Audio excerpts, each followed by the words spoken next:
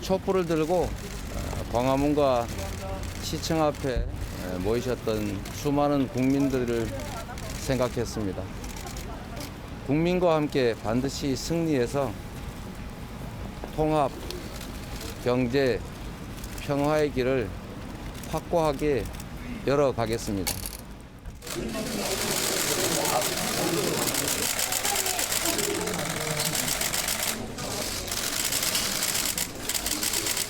대연동에 있는 남구청 투표소는 제가 20여 년 전에 부산에 근무할 때 또 살던 동네여서 또 감회가 좀 새롭습니다. 이 정권을 교체하고 새로운 희망을 찾기 위해서는 좀 많은 국민들께서 사전투표에 참여해 주시기를 부탁드립니다.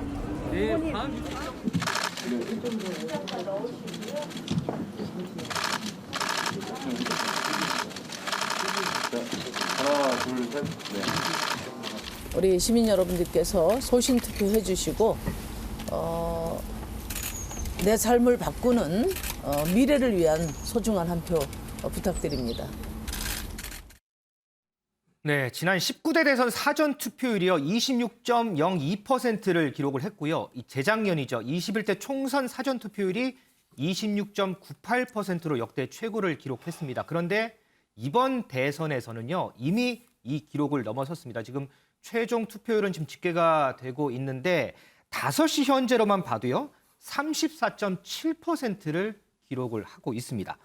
정기남 대변인님, 네. 이렇게 사전투표 열기가 역대 최고를 기록할 만큼 높았던 데는 어떤 이유가 있을까요?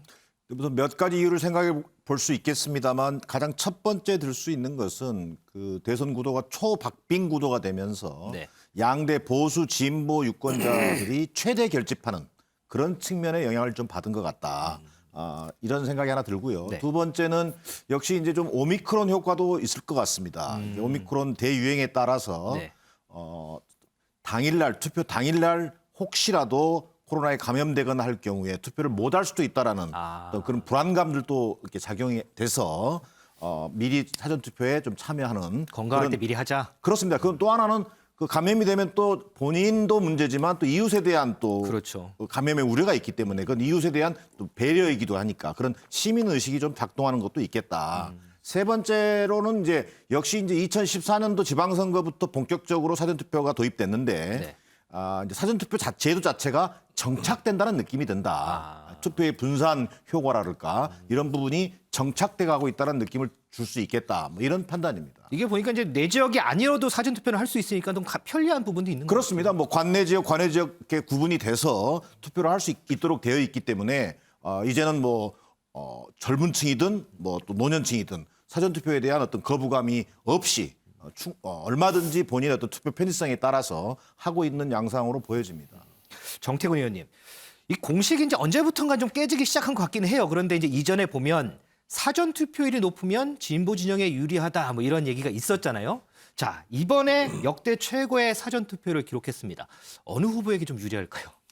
지금 말씀하신 대로 이제 그것은 큰 의미가 없다고 보여지는 게요. 지난번에 이제 작년 4월 7일 날 서울시장, 부산시장 재보궐선거가 있었어요. 근데 이제 서울시장 선거 같은 경우에는 투표율이 전체 투표율이 한 58%인데 그 당시에 재보궐선거인데도 불구하고 사전투표율이 한 20%를 넘긴 상황이었거든요. 네. 근데 이제 그 당시에 오세훈 후보가 17%를 이기는 압승을 거뒀던 그런 선거였는데 이번에도 제가 보기에는 뭐 아까 이제 그 우리 정기남 교수님은 이제 양 진영의 문제를 얘기했습니다만 저는 오히려 이제 정권 교체를 바라는 사람과 그리고 정권을 지금 다시 연장해야 되겠다라는 분들의 의지들은 변함없이 분명했던 것 같습니다. 무슨 얘기냐면 이번 선거가 이제 역대급 비호감 선거라고 얘기를 하잖아요. 다들 그렇게 많이 네, 하죠. 그래서 이제 이 소위 이제 1, 2위 후보에 대한 뭐 여러 가지 문제 제기도 많이 됐고 호감도가 떨어져 있었다라고 함에도 불구하고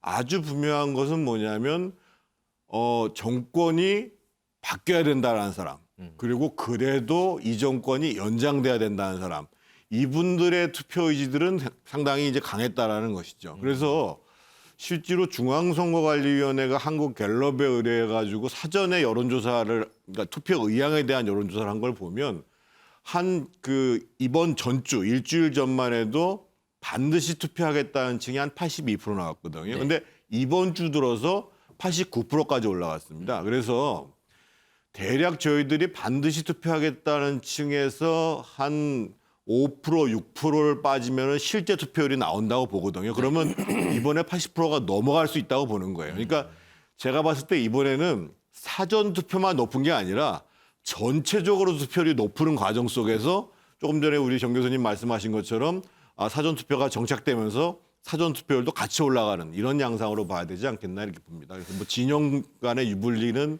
좀 헤아리기는 어려울 거라고 봅니다.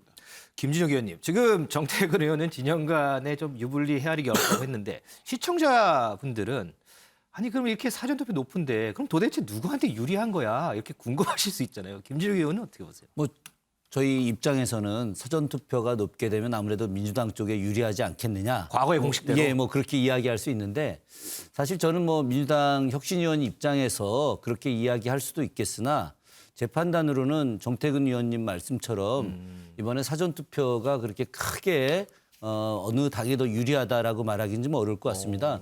저도 어제 아침 9시 반에 제가 사는 그 동네 그 행정복지센터에 가서 투표를 했는데 깜짝 놀랐어요.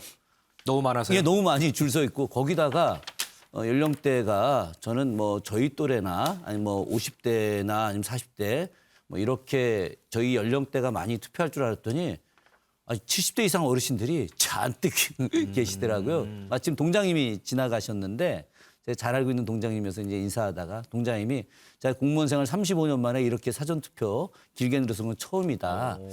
그래서 뭐 저는 그 유불리를 떠나서 이제 한국 사회에서 이런 그 정당 정치나 내지는 투표에 대한 참정권이 이제 정착이 되어 가고 있다. 세계 최고의 높은 정치 의식을 갖고 있는 국민들로 자리매김을 하지 않느냐. 그렇기 때문에 이렇게 투표율이 높아지면서 스스로가 민주주의를 지키려고 하는 의지들 이런 것들이 좀 분명히 있다고 보여지고요. 어쨌든 뭐 여야를 떠나서 누구 어떤 당에 유리하냐 불리하냐를 떠나서 저는 이렇게 투표에 대한 의지가 높게 나타나는 것이 대한민국이 굉장히 발전한 나라다라고 하는 어떤 자긍심을 느끼는 그런 것으로 저는 해석되고 싶습니다. 이렇게 이제 사전 투표율이 높으니까요. 우리 패널 분들한테 사전 투표 하셨어요? 이렇게 질문하면 안 될 것 같아요. 사전 투표 혹시 안 하신 분 계신가요? 아무도 없으시군요. 저도 사전 투표 다 했습니다. 자, 이렇게 역대 높은 사전 투표율 과연 여야 선대위에서는 어떻게 해석을 하고 있을까요? 목소리 듣고 오겠습니다. 이재명 후보를 지지하는 분들이 되게 30, 40대 경제활동 인구 50대까지 여기 이쪽이 많이 계신데. 네, 그렇죠. 예. 이분들이 되게 거주 지역을 벗어나서 생활하시는 분들이 꽤 있어요. 그러면 당일날 투표하기 어려우신 조건에 계신 분들이 있기 때문에 사전 투표에 이분들이 많이 투표해 주시는 것이 도움이 좀 되겠죠. 네. 사전 투표율이 높으면 압도적으로 이긴다는 승리의 법칙은 지난 4.7 재보궐선거 때도 이미 증명된 바 있습니다. 4.7 선거 사전 투표율은 20.54%로 역대 재보궐선거에서 가장 높았고 결국 국민의힘의 승리로 귀결되었습니다. 역시 해석은 각 당 제각각이었습니다. 박원석 단장님, 네. 지금 사전 투표를 한 이제 지역 분포를 보니까요, 이게 이제 호남 지역은 조금 높고요, 퍼센테이지가 상대적으로 이제 TK 지역하고 수도권은 조금 낮더라고요. 여기에는 어떤 의미를 좀 부여할 수 있을까요? 일단 뭐 사전 투표 율이 높은 쪽이 그만큼 이제 선거가 굉장히 치열하다는 의미일 거고요. 또 전통적으로 어쨌든 호남은 민주당이 강한 지역임을 저희가 부정하기 어렵지 않습니까? 막판에 이제 특히 이제 야권 후보 단일화 이런 거에 이제 자극을 받아서 지지층의 강한 결집 같은 게 일어나고 있는 게 아닌가 싶은데요. 근데 이게 이제 지역적으로 어느 지역이 사전 투표율이 높고 어느 지역이 낮은 게 정당 간 후보 간 유불리로 작용하지는 않을 것 같아요. 왜냐하면 사전 투표가 낮은 지역은 또 본 투표에 투표를 그만큼 많이 하거든요. 그래서 전체 투표율이 아마 이번에 조금 더 높아질 가능성이 높다고 보고, 과거에는 이제 투표율이 세대별로 어떻게 나타나느냐, 지역적으로 어떻게 나타나느냐 이런 거에 따라서 유불리를 많이 가늠했는데 세대별로 투표율이 어떻게 나타나느냐를 가늠하기는 굉장히 어려워진 것 같아요. 예전처럼 이렇게 젊은 층은 상대적으로 개혁적이고 진보 정당을 많이 지지한다 이렇게 보기도 어려울 것 같고 지금 2030 남성들 지지율을 보면 그렇지 않지 않습니까? 네네. 근데 과거에는 이제 젊은 층이 투표를 많이 안 하는 경향이 있었는데 이게 점점 정치 효능감 같은 것들을 많이 느끼면서 대선에서 젊은 층 투표율은 꾸준히 높아져 왔고 지난 대선에도 높았고 이번 대선에 아마 더 높을 가능성이 있어요. 그래서 이제 여야가 각각 해석은 자신들에게 유리하게 하고 있지만 결과는 저는 열어봐야 한다. 투표율만 가지고서 유불리를 이렇게 예측하기는 굉장히 어렵다. 그만큼 이제 선거의 양상이 예전처럼 단순하지 않고 굉장히 복잡하다는 거죠. 그럼 우리 최수영 컨설턴트는 어떻게 예상하세요? 지금 이렇게 사전 투표율의 열기가 높잖아요. 지난 19대 대선 같은 경우에는 본선 투표율이 77.1%인가요? 이 정도 나온 것 같은데, 자, 이 높은 사전 투표율의 열기를 본 투표까지 이어갈 수 있을까요? 그러니까 저는 이제 사전 투표가 오늘 마감되지 않습니까? 그러면 이제 내일이나 내일 모레 이제 중앙선거관리위원회가 권역별 투표율을 발표합니다. 그 권역별 투표율에 따라서 지역별 그 투표율이 다 나오거든요. 저는 이게 지금 그게 바로 본 투표를 견인하는 이제 효과를 본다고 생각합니다. 그러니까 말씀하신 것처럼 특정 정당들이 각각의 지지 기반들이 있는 지역들이 있지 않습니까? 거기 투표율이 낮을 경우에는 그분들이 유권자들이 보고 본 투표에 우리가 참여해주겠다는 열기가 가가지고 다 저는 보정 효과가 있기 때문에 실제적으로 그런 것들에 대한 유불리는 지금 뭐 많은 패널들이 이제 분석하신 것처럼 큰 의미는 없다고 보고 다만 제가 하나 여기서 좀 순기능적 측면을 본 것은 사실 국민의힘이 그동안 사전투표에 대한 내부에서 여러 가지 불신들과 그런 뭐 음모론들도 많이 있지 않았습니까? 그런데 오히려 지금 이번에는 양 당이 공이 지금 사전투표에 대해서 굉장히 지금 동력 캠페인을 많이 했거든요. 그렇죠. 그런 점은 제가 보기에 이제 이런 것들이 불식되고 오히려 이제 사전 투표가 우리나라의 이제 앞으로의 투표 행태를 놓고 봤을 때 이제는 사실 40%의 지금 선관위 발표가 지금 그러니까 6시까지를 놓고 본다면 7%까지 저는 나온다고 본다면 네. 그러면 전 국민의 거의 40% 가까운 사람들이 투표했다. 이거는 굉장히 의미 있거든요. 그래서 저는 앞으로 이런 점도 고민해 봐야 될 것 같아요. 꼭 굳이 우리가 사전 투표와 본 투표 이렇게 나누지 말고 1차 투표와 2차 투표 이렇게 차라리 표현하는 것이 오히려 이 투표와 갖는 어떤 함이라든가 그것이 하는 말하자면 평상성 이런 것들을 저희가 좀 더 부각시키고 그다음에 꼭 이제 사전에 가서 하는 투표가 아니라 우리 국민들이 대선을 기간 내내 나누어서 투표한다라는 그런 측면으로 투표의 보편성을 확보하는 측면에서 이런 점들은 우리가 이제 선거 문화로 정착이 된다면 앞으로 여야가 좀 고민해서 이제 그런 것들을 입법화하거나 아니 제도를 명칭을 좀 변경하는 이런 부분들을 한번 고민할 필요는 있겠다 생각합니다. 알겠습니다. 이번 사전투표의 특징을 꼽아보자면요. 이 높은 투표 열기도 그렇지만 제 나름대로 키워드를 하나 좀 꼽아봤습니다. 바로 나홀로 투표입니다. 자, 이 얘기 정기람 대변인께 한번 여쭤볼게요. 우리가 예전에 투표하는 모습을 보면 왜 후보자들 부부가 같이 와서 이제 웃으면서 이렇게 기표함에 넣고 하잖아요. 이번에는 제가 키워드를 뽑았어요. 나홀로 투표. 우리 네. 윤석열 후보, 이재명 후보 다 홀로 투표를 했어요. 적절한 뭐 키워드를 뽑으신 것 같고요. 저는 이번에 이제 심상정 후보의 그 부군 되시는 분 직접 화면으로 볼 수 있었어요.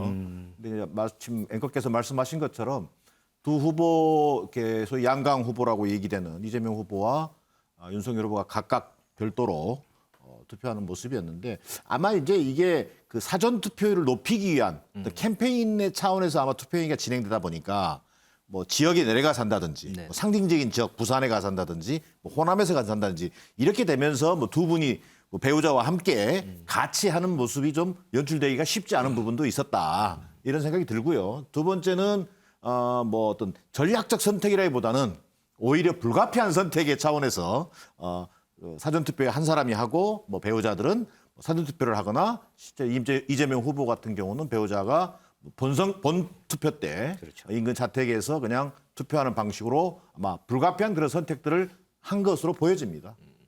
우리 정기남 대변인은 이제 불가피한 선택이었다라고 하는데 박 단장님. 네. 언론을 보면 불가피한 선택이 아니라는 얘기도 많잖아요. 뭐 물론 이재명 후보, 윤석열 후보 다 이제 오르내리는 일들이 있으니까 그래서 그렇다라는 얘기도 있는데 그건 어떻게 보세요? 그래서 그런 거죠. 다른 이유가 있겠습니까? 역대 모든 그 선거에서 대통령 후보들이 사전투표건 본투표건 당연히 배우자나 가족과 함께 투표하는 게 통상의 모습이었는데 이번에 이제 두 후보가 각각 배우자의 논란으로 인해서 구설에 올라 있으니까 함께 투표하는 모습을 보이지 못한 거 아니겠습니까? 근데 이제 이 문제가 여전히 진행형이에요. 선거 끝나고도 결국에는 어떤 법적 시시비비를 가려야 되는 문제로 남아 있고 이미 검찰 수사 혹은 경찰 수사 단계에 들어가 있는 상황이기 때문에 선거 끝난다고 위야무야 될 수 있는 문제가 아니고요. 지금 이제 남은 4일간에 그 유권자들이 아직 마음의 결정을 못하신 그런 부동층 같은 경우에 그 부동층의 마음을 결정하게 하는 결정 요인으로도 작용할 수가 있습니다. 사실 이번 그 대선만큼 배우자들의 논란, 가족의 논란이 컸던 선거가 없었던 것 같아요. 배우자 논란이 이렇게 컸던 건 처음인 것 같아요. 뭐 다른 예를 들어서 아들의 병역 문제라든지 이런 건 과거에 있었는데 그런 측면에서도 이제 역대급 비호감 선거라고 하는 그런 비호감에 일조한 측면이 있고 결국 선거운동 기간 내내 배우자들이 함께 선거운동하는 모습을 국민들 앞에 보이지 못했지 않습니까?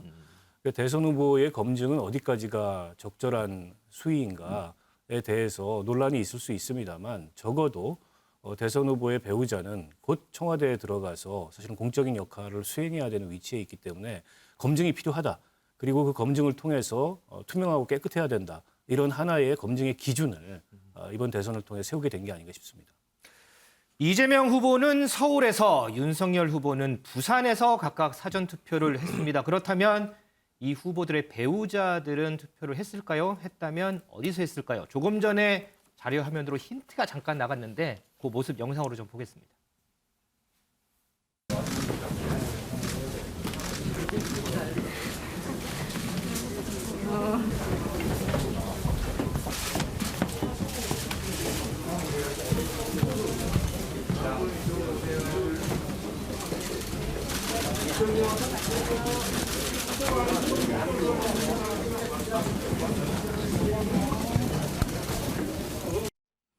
정 의원님, 지금 김건희 씨 모습 봤는데 이 빨간색 머플러에 빨간 양말을 신은 부분이 상당히 선명해요.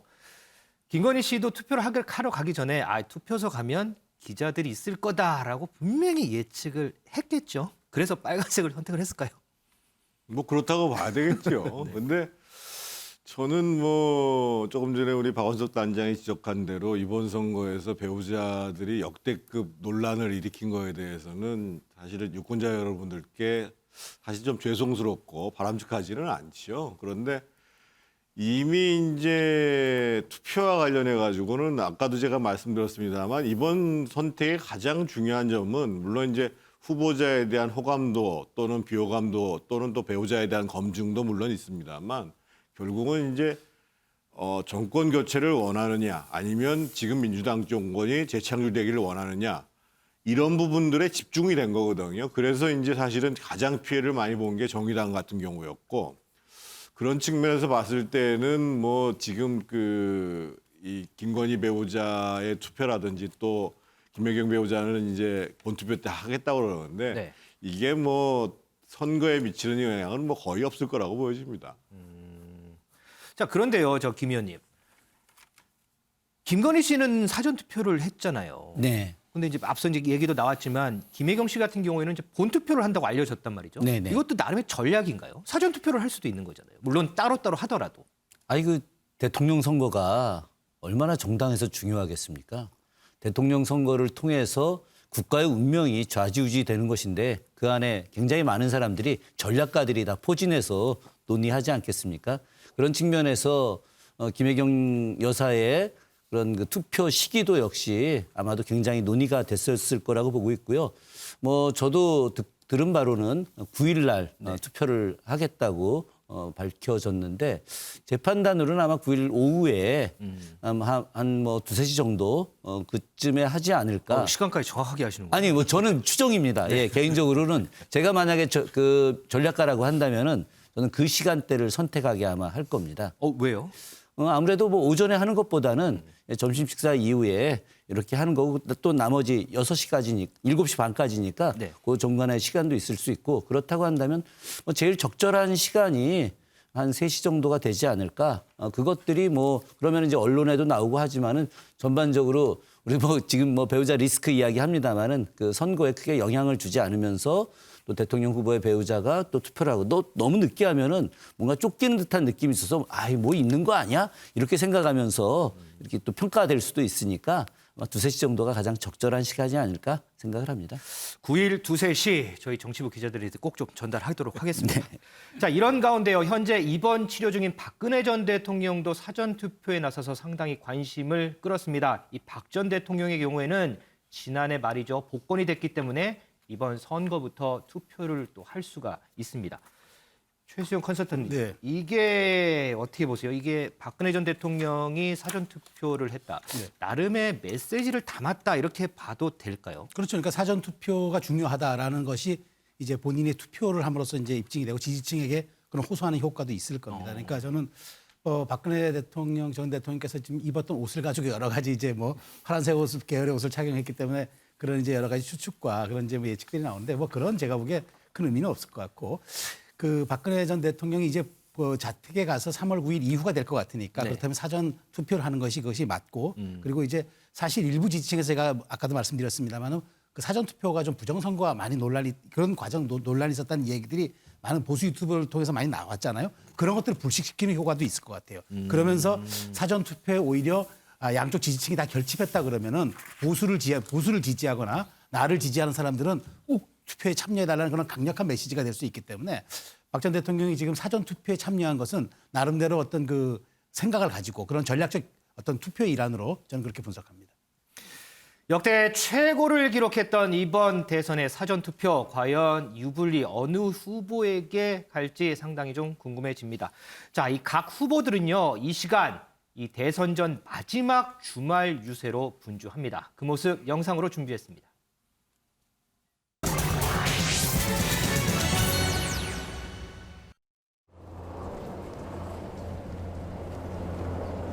진짜 잘 부탁합니다.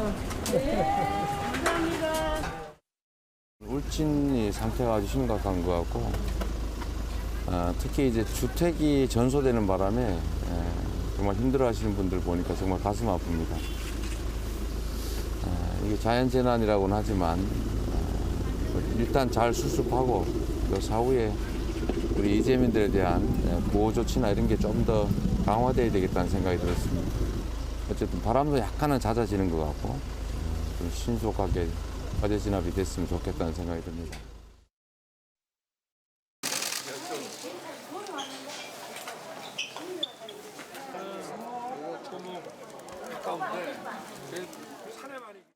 집이 안 탄 데는 괜찮은데 집이 탄 데는 또 집을 줘드려야 되니까. 혼자 내주니까 가지고 네네. 네. 울진 체육관에 국민 체육관에 이재민들이 많이 와 계시고 다 연세 드신 어르신들이라고 해서 영주 유세를 마치고 제천으로 이전하기 전에 그 어르신들 어떠신가 하고 좀 한번 뵈러 왔습니다. 그냥 손 잡아드리고 그리고 국가에서 화재가 진압되면 이분들의 그 주거를 다시 지어드리고 이렇게 절차가 좀 빨리 진행되도록 촉구하겠습니다. 초보 아마추어한테 맡기면 어떻게 되겠습니까, 여러분? 자, 초보 아마추어 국정 연습하게 할 겁니까? 검증된 실력을 갖춘 프로에게 국가 경영을 맡기겠습니까, 여러분? 2년 동안 우리 국민을 얼마나 협조 많이 해줬습니까? 우리 자영업자 상인분들이 얼마나 희생 많이 했습니까? 그래 놓고 지금 어떻게 됐습니까? 1일 확진자 수가 전 세계에서 1등입니다. 이제 거대 양당 사이에 저 심상정 한 사람 남았습니다. 심상정을 지켜주십시오. 양당 독점 정치를 끝내고 이제 5천만 국민이 골고루 대변되는 다당제 연합 정치를 위해서 저 심상정에게 전폭적인 힘을 실어주십시오. 우리 최수영 컨설턴트께 질문 하나 드리고 좀 넘어가 볼게요. 이제 대선 나흘 남았어요. 후보들이 지금부터 공략해야 되는 지점이 제 생각에는 아직 표심을 정하지 못한 중도층이라고 보거든요. 자, 오늘 조금 전에 후보들의 오늘 유세 모습 봤는데 발언들이 상당히 좀 격해지는 모습들이었어요. 자, 후보들 앞으로 남은 이 나흘 동안 어떤 지점을 통해서 이 중도층들을 좀 공략을 해야 될까요?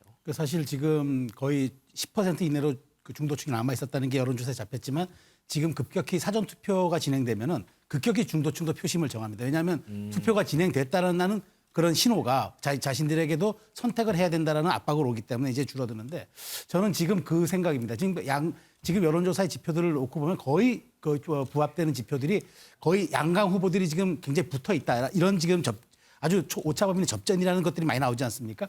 그렇기 때문에 지금 보니까 제가 다음 주 정도에는 모르겠지만 주말까지는 지지층들을 더 결집해야 되겠다는 전략들이 있는 것 같아요. 그래서 주말까지는 지지층에게 더 호소하고 자신이 갖고 있는 우월한 장점과 어떤 자신이 갖고 있는 그런 경쟁력들을 더 입증하는 쪽으로 계속 유권자들에게 메시지를 던지지만 실제로는 제가 보기에 월화수 정도가 되면은 그 부동층에 대해서 이제 조금 더 합리적이고 중도적인 메시지가 나갈 것으로 저는 생각합니다. 그러니까 그래서 지금 우리가 주말 요새 봤을 때 후보들의 발언들이 좀 격해지는 강하게 나가는 것이 지금 어쨌든 투표장으로 모이고 있지 않습니까? 투표장으로 모이고 있는 지지층에게 내가 당신들을 대표하고 내가 당신들의 어떤 지도자가 될 수 있다는 강력한 그 힘을 줘야 되기 때문에 전 그렇게 지금 사전 투표를 진행되는 상황에서 강력한 메시지라고 보고 일요일이 지나고 월요일 그러니까 대선이 이제 2, 3일 남은 상황이 되면은 그때부터는 누가 좀 더 안정적이고 누가 좀 더 중도적이고 누가 좀 더 국민을 화합하고 국민을 이끌어갈 수 있는 그런 적임자인가로 호소하는 그런 전략으로 약간 전환하지 않을까 저는 그렇게 분석을 합니다.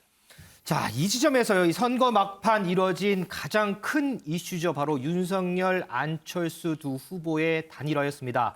이 단일화가요. 이 여론조사 공표 금지 기간에 전격적으로 이루어진 터라 유권자들의 표심이 어느 쪽으로 갈지는 알지는 못합니다. 하지만 저희 YD 나오신 우리 유능한 패널 분들이기 때문에 아마 이 부분 좀 더 자세하게 예측을 해볼 수 있지 않을까 싶은데 다음 주제에서 이 부분 얘기 나눠보도록 하겠습니다.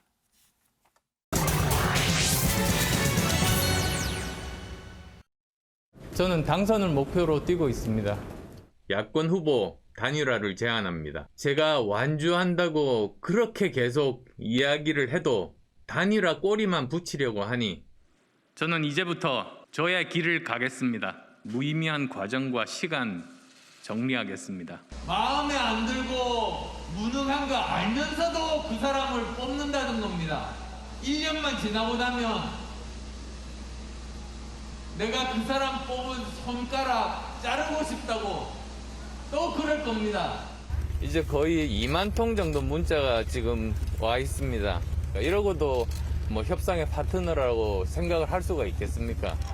제가 화가 나서 그만 못 두겠습니다. 논의를 하자고 한다면 어떤 정치인이든지 만날 용의가 있습니다. 많은 분들께 우선은 아까 편지에서 써드렸듯이 죄송하다는 말씀부터 드리겠습니다. 진짜 협박 당한 거 아닌가 그런 말은 전부 가짜뉴스란 말씀드립니다. 제가 협박 당할 일이 어디 있겠습니까? 지난 10년간 양당에서 공격 당했는데 뭐 새로 나올 게 뭐가 있겠습니까? 정치인의 말을 믿으면 안 되는 건데 내가 왜 믿었었나 그런 후회가 든다는 분 말씀이 제 가슴을 찔렀습니다. 오히려 정권 교체 자체의 열망이 훨씬 더 컸었던 것 같습니다. 그 한계를 뛰어넘지 못한 게 제가 부족한 탓이라는 것 말씀드립니다. 이 단일화 이후에요. 특히나 이 국민의당 쪽의 파장이 조금 큰 것 같습니다. 정 의원님, 지금 보니까 뭐 지지자들 탈당도 이어진다는 얘기가 있고 후원금 반환 문의까지 이어진다 뭐 이런 얘기들이 있어요. 그래서 안철수 대표가 뭐 손편지도 쓰고 지금 보신 것처럼 유튜브 방송 출연해서 사과까지 하고 이랬는데 자, 이런 지지자들의 반발 영향이 얼마나 될 거라고 보세요? 뭐 조금은 있겠습니다만 뭐 저는 뭐 크게 있지는 않을 거라고 보고요. 그렇지만 어떻든 안철수 대표 입장에서 보면 그동안 사실은 안철수 대표가 당선될 거라고 생각하지 않음에도 불구하고 함께한 동지들이고 또 지지하신 분들은 안철수 후보에 대해서 이 표가 곧 당선으로 가지 않는다고라도 그 가치를 지향해서 투표를 한다고 했기 때문에 그런 부분들의 실망들을 보듬고 뭔가 이 위로의 말씀을 전하고 또 사과의 뜻을 전하는 거는 뭐 반드시 필요하다고 생각이 드는데요. 지금 이제 여론조사 기관에서도 그렇고 언론에서도 그렇고 그러면 기존의 안철수 후보를 지지했던 표가 어디로 가느냐 네. 여기에 거의 초점을 맞추고 있는데 저는 조금 시각을 다르게 보는데요. 무슨 얘기냐면 네.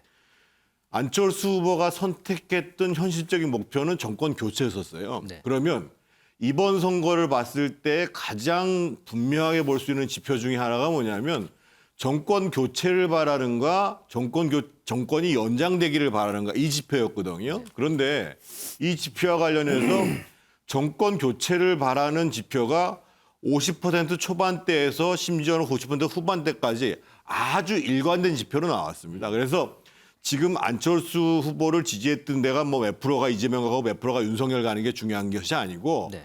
그러면 이 표를 얼마만큼 실제로 투표장으로 견인해낼 수 있는가라는 측면에서 이 단일화가 효과가 있는가 없는가를 봐야 되는 것이고 그런 측면에서 본다 그러면 이번에 이제 그 3월 2일 토론 직후에 3월 3일 아침에 이제 발표된 이 단일화라는 것은 정권 교체를 바라는 유권자의 입장에서 보면 확실한 믿음을 주는 정치적 행위였다는 거죠. 그래서 저는 다소간 뭐 국민의당 내부에서 또는 안철수 후보 지지자들 중에서 문제를 제기하시는 분들이 있을 수 있습니다만 전체적으로 정권 교체를 바라는 분들의 투표장으로 나아가는 힘이 더 세지는 것으로 귀결될 수밖에 없는 것이고 그런 측면에서 봤을 때는 윤석열 후보 입장에서 보면 승리를 위해서 굉장히 큰 수를 둔 거죠. 박 단장님, 그럼에도 불구하고 이 국민의당 권은희 원내대표가 누군가는 책임을 져야 한다 이런 얘기를 했어요. 누가 어떤 책임을 져야 한다는 걸까요, 이게? 뭐 책임은 사실은 안철수 대표한테 가장 크게 있죠. 왜냐하면은 뭐 그 직전까지도 다른 당원들이나 측근들조차 몰랐던 상황 아니겠습니까? 그리고 안철수 대표가 결국에는 단일화를 먼저 제안했다가 결렬을 선언했다가 막판에 또 단일화를 한 셈이 됐는데 차라리 처음 제안했을 때 그걸 결렬시키지 말고 좀 더 끈기 있게 협상을 해서 예를 들어서 결과를 냈다면 이렇게까지 지지자들이 배신감을 느끼거나 실망을 하지는 않았을 거예요. 권은희 의원 같은 경우에는 국민의당 내부에서 그 윤석열 후보와의 즉 국민의힘과의 단일화까지 달가워하지 않는 반대파였던 걸로 대체적으로 알려져 있습니다, 언론에. 더군다나 이제 권은희 의원은 호남 출신이기도 하고 거기서 정치를 시작했기 때문에 더더욱 그런 측면이 있고요. 지금 뭐 단일화 이후에 두문불출하면서 나타나지 않고 있다고 하는데 본인의 거취를 포함해서 누군가는 책임을 져야 하는 것 아니냐 이런 말씀을 한 걸로 해석이 되고 그리고 과연 이제 이후에 안철수 대표와 정치적 동행을 계속할 건가 이것도 심각한 고민이 아닐 수 없을 거예요. 지금 이제 뭐 합당을 선언한 마당에 네. 국민의당 내부에서 국민의힘과의 합당과 같은 방식, 뭐 정권 교체에 설사 동의한다 하더라도 그것까지는 수긍하기 어렵다. 이런 분들 지금 탈당 러시가 일어나고 있는 게 사실 아니겠습니까? 그러니까 안철수 대표 입장에서는 나중에 어디 가서 어떤 정치를 하든 간에 지난 10년 동안 새 정치를 들고 제3지대의 위치에서 뭔가 다른 길을 개척하려고 했던 안철수의 정치를 응원했던 사람들이 이번에 받은 실망, 상처 이런 걸 어떻게 다독이느냐가 굉장히 중요한 과제일 것 같아요. 그거를 제대로 다독이지 못한다면 정치인으로 책임성 혹은 정치인으로서 행명력 이런 것들이 뭐 단기간에 이 단일화를 통해서 어떤 성과를 낸다고 하더라도 장기적으로 보면 안철수 대표의 어떤 정치적 전망을 굉장히 불투명하게 만드는 그런 요인이 아닐까 싶습니다. 정 대변인님, 지금 이제 박원순 단장님도 잠깐 언급을 했지만 한편에서는 또 이런 얘기 나와요. 이번 단일화 때문에 안철수 대표에 대해서 이 선거에 대한 좋지 못한 이미지가 굳어지는 것 아니냐 뭐 이런 얘기도 나오는데 실제로 보면 정치 생활 11년 동안에 단일화 4번을 했잖아요. 뭐 물론 이제 국회의원 선거는 본인이 나갔지만 이런 큰 선거에는 계속 단일화하면서 반대면 상대편은 이제 다 나갔거든요. 네. 그런 이미지 굳어지는 이미지에 대해서는 어떻게 보세요? 뭐 이미 상당히 굳어져 있죠.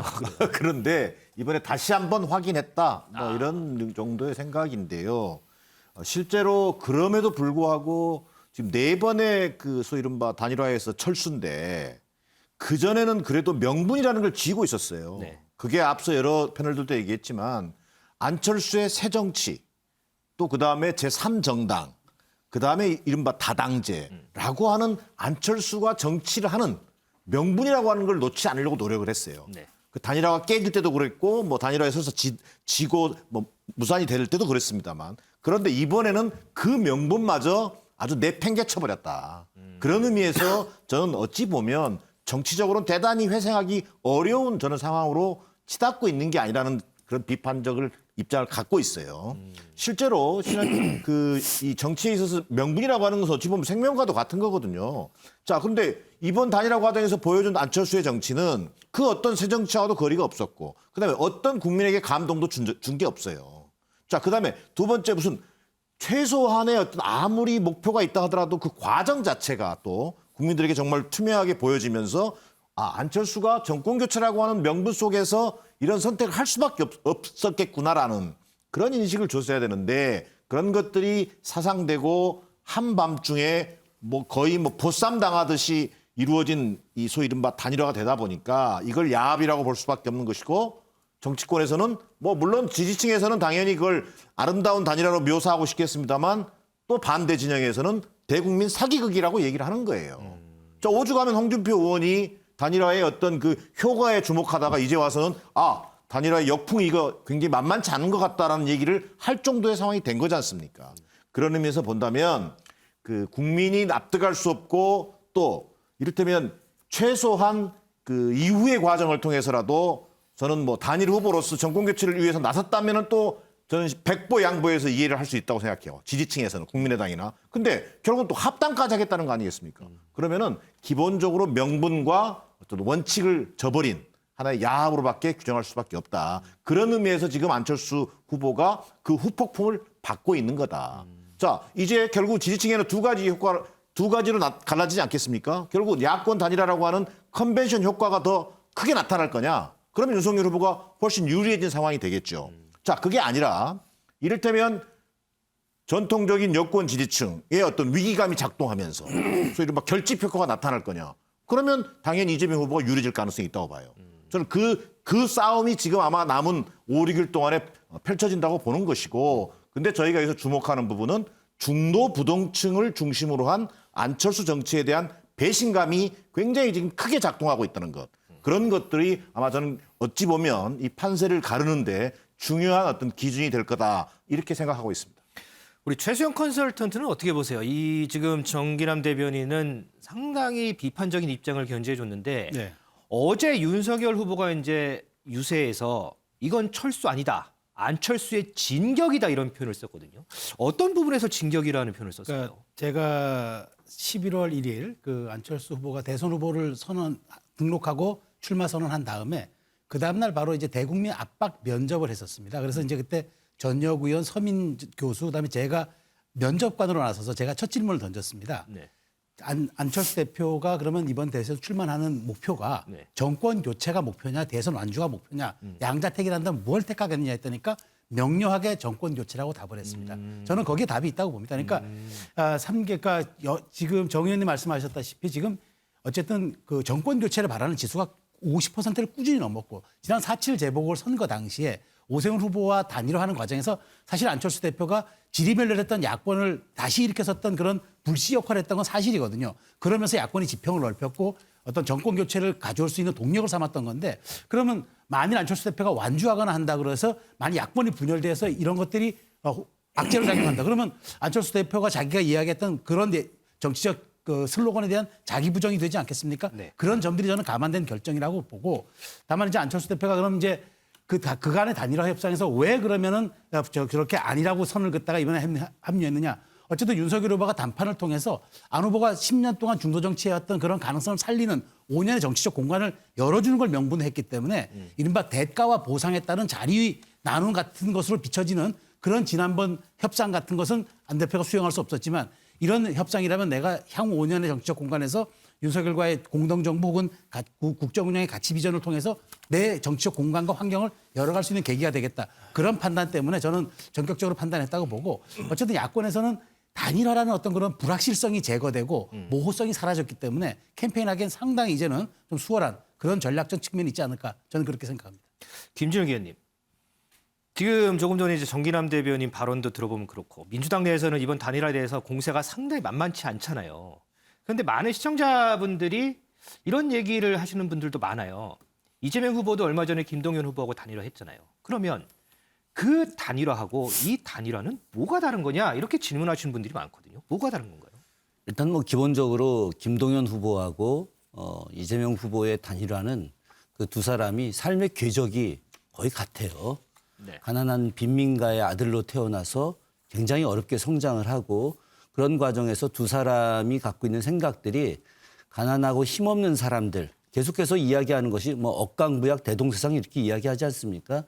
김동연 후보도 충청도에서 태어나서 청계천에 와서 살았잖아요. 청계천 그 빈민가 그 청계천 옆에 그 판자촌에서 살면서 성장을 하고 그래서 대학도 정말 서울대 갈 실력이 있음에도 불구하고 국제대학교 다니고 그러면서 공부하고 그런 어떤 삶들이 이재명 후보의 삶과 연동이 돼서 그래서 자기들이 연대했을 때 가난하고 힘없는 사람들을 위한 더 나은 세상을 만들 수 있다라고 하는 그런 내용과 또 특히나 김동연 후보가 새로운 정치에 대한 제안을 한 것에 대해서 이재명 후보가 받아들였단 말이죠. 그렇기 때문에 이 정책적 연대가 또 같이 이루어지는 부분들이 분명히 있거든요.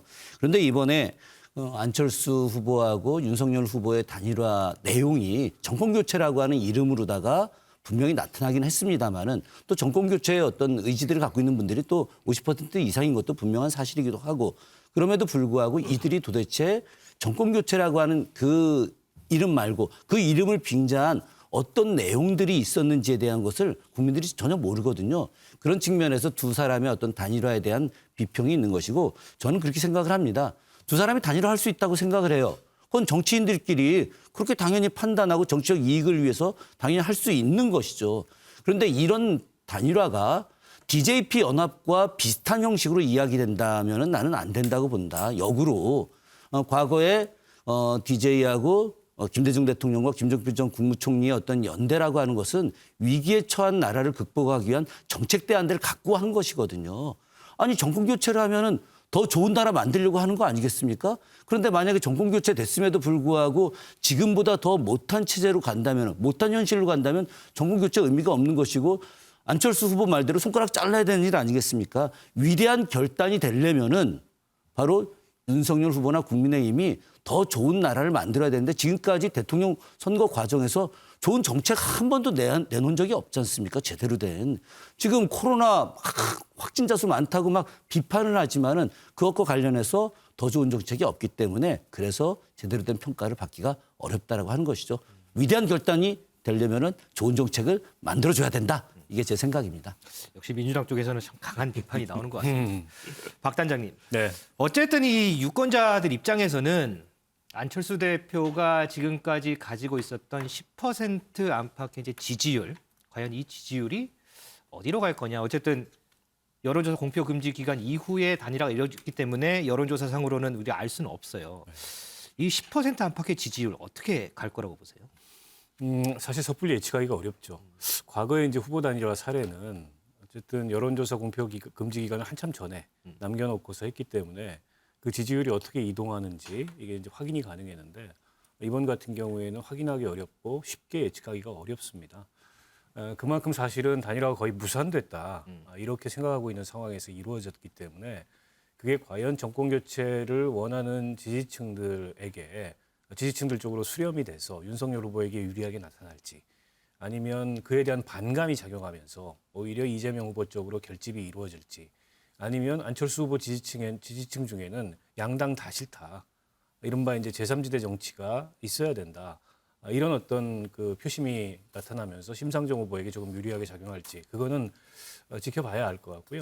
어찌됐건 간에 중요한 건 윤석열 후보 쪽에서는 정권 교체라는 구도가 이번 대선의 가장 큰 구도가 좀 흔들렸었거든요. 희석됐고 그걸 다시 복원했다는 게 가장 큰 의미인 것 같고 민주당 쪽에서는 상당 부분 그거를 다른 구도로 대체할 수 있었는데 이를테면 정치개혁안을 받으면서 정치교체라는 새로운 어떤 구도를 만들어가고 있는데 그런 어떤 민주당의 전략이 막판에 저 단일화로 인해서 조금은 좀 뭐랄까 약화됐달까요? 이런 것들이 그 단일화의 효과가 아닌가 싶고 실제 여론조사 기관들도 그 공표 금지 전에 예측한 걸로 보면 예측이 조금씩 다릅니다. 어디서는 윤석열 후보가 상대적으로 좀 더 높게 안철수 후보 표를 흡수하는 걸로 나오고 다른 쪽에서는 오히려 이재명 후보가 좀 더 이득을 볼 거다. 반발 효과로 인해서 이런 예측도 있고 갤럽 같은 데 나온 여론조사로 보면은 심상정 후보가 제일 큰 수혜자가 될 거다. 이런 예측도 있기 때문에 결과는 나와봐야 알 것 같습니다. 정 의원님. 그럼에도 불구하고 이제 이준석 대표가 선거 막바지 변수 사라졌다 그러면서 윤 후보가 8%포인트 차로 이길 거다 이렇게 예상을 했거든요. 가능성이 있을까요? 8%까지는 모르겠습니다만 김종인 전 비대위원장도 한 뭐 4, 5% 정도 이길 거다라고 예측을 했는데 이기면 4, 5%고 뭐 1% 내외가 될 거다. 그거는 뭐 사실상 그거 이제 이재명 후보에 대해서 2% 승리 가능성이 있다고 얘기하는 건 립서비스라고 봐야 되는 거고요.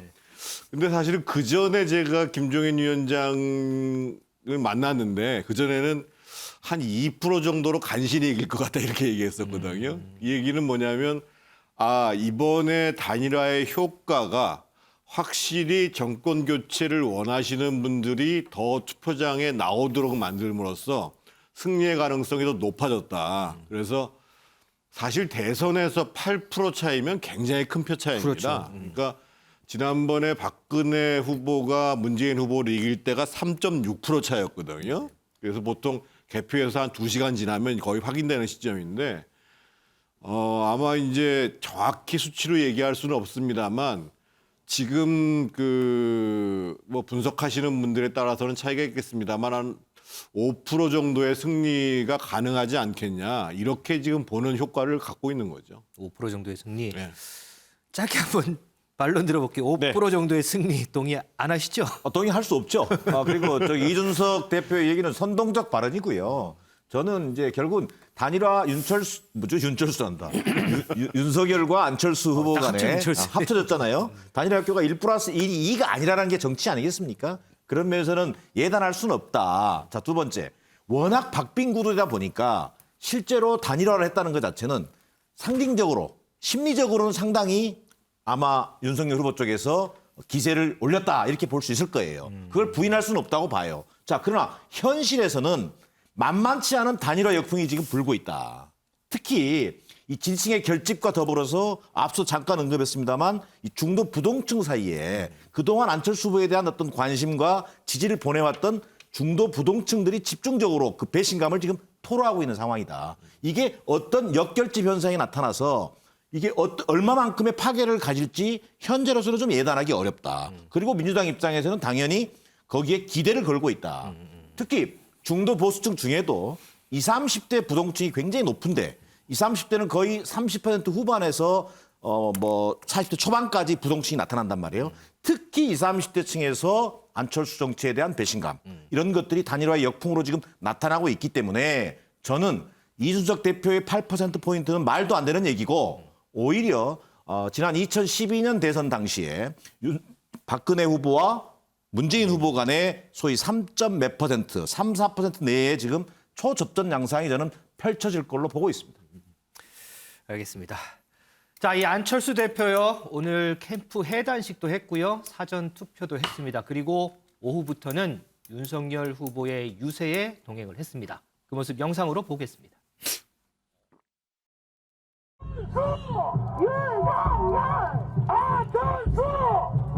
우리 안철수 대표께서 저와 함께 더 나은 나라를 위해 함께 진정합니다, 여러분.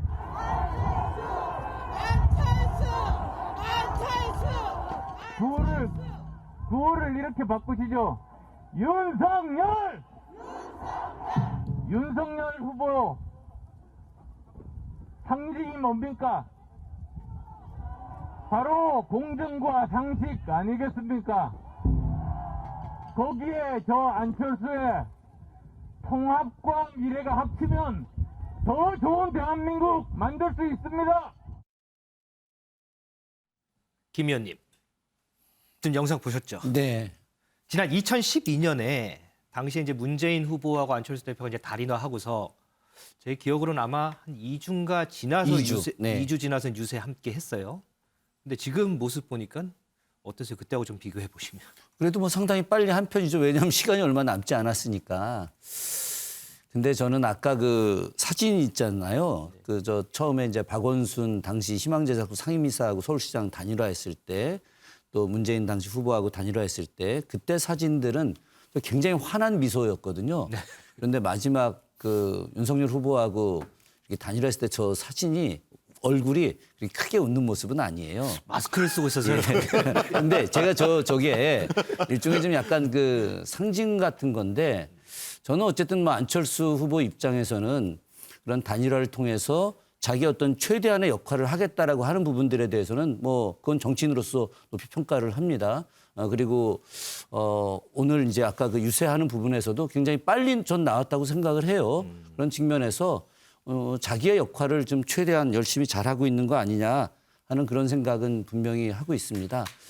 그러나 제가 조금 뭐 드리고 싶은 이야기는, 어쨌든 더 안철수 후보가 또 이 나라의 큰 정치인으로 나가려면 어쨌든 자신이 한 말, 발언 이런 부분들에 대한 진정성과 그리고 삶에 대한 지조, 이런 것들이 일관되게 가져가야 된다.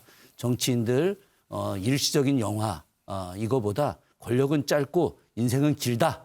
이것 좀 늘 생각하면서 하면 좋겠다. 어쨌든 그 두 사람의 어떤 시너지 효과는 분명히 존재할 것이다. 그러나 또 다른 측면에서 민주당의 어떤 지지자들도 더 결집할 수 있는 것들 더 강하게 존재한다. 이것도 또 말씀드리고 싶습니다. 알겠습니다. 자, 그런데요, 이 단일화 이후에 보니까요, 이 톱니바퀴가 이렇게 맞물려서 돌아가듯이 이렇게 원활하게 돌아가는 모습은 좀 아닌 것 같습니다. 그 이유가요, 영상으로 한번 보겠습니다. 이준석 국민의힘 대표로부터 조금 뭐 모욕적이랄지 뭐 이렇게 생각될 수 있는 표현들도 들으셨고 했는데, 그런 것에 대한 앙금은 지금 남아있지 않으신 상태인지. 저는 별로 관심 없는 이야기에는 귀를 기울이지 않습니다. 그래서 그 사람이 어떤 말을 했는지는 저는 잘 모릅니다. 나중에 좀 알려주십시오. 그 장제원 의원이 우리 후보에게 공유했던 것들 중에 후보가 저에게 이야기해 줄 만한, 그리고 당과 관계된 것들은 이미 다 공유를 했습니다. 공동대표 체제 이런 얘기를 하는데 혹시 이런 얘기 들으셨습니까? 설명 과정에서? 그건 저는 들은 바도 없고 그거는 뭐 협의의 대상도 아니었다고 들었습니다. 그 사람이라고 표현했는데 어떻게 받아들이십니까? 저는 예전에 뭐 그분한테 그 자라고 표현한 적도 있는데요. 뭐. 네. 그러니까 뭐 그건 뭐 서로 그런 내용이 있을 수 있겠지만, 저는 안철수 대표의 그런 인간적인 대응이 참 항상 뭐랄까요, 흥미롭습니다. 시간이 너무 빨리 가서요. 이 마지막 질문 우리 정태근 전 의원 한 30초 정도 답변 듣고 좀 마무리해야 될 것 같아요. 오늘 보니까 윤석열 후보 마지막 유세가 노원이더라고요. 노원하면은 이준석 대표한테 상당히 좀 영향이 있는 지역이잖아요. 그래서 이준석 대표 같이 한다고 해요. 근데 노원하면은 안철수 대표한테도 어떻게 보면 정치적으로 고향과 같은 데잖아요. 그런데 그 전에 광진만 유세를 하고 노원은 유세를 안 한다 그래요. 이준석 대표 눈치를 봐서 그럴까요? 이미 안철수 대표는 그 시선이 차기로 가 있다고 봐야 됩니다. 그래서 이미 지금 공동인수위원회, 공동정보 그리고 합당을 합의한 상황이어서 뭐 크게 논란이 되지 않을 겁니다. 그렇군요.